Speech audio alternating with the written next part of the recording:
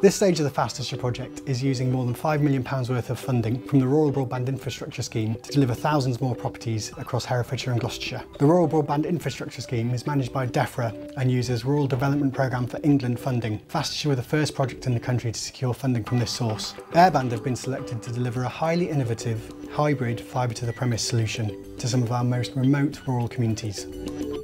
Airband are a broadband specialist. We've been in operation for about 10 years, based in Worcestershire. Airband were delighted to be awarded the Fastershire contract. We'll be bringing broadband to 10 clusters in Herefordshire and Gloucestershire.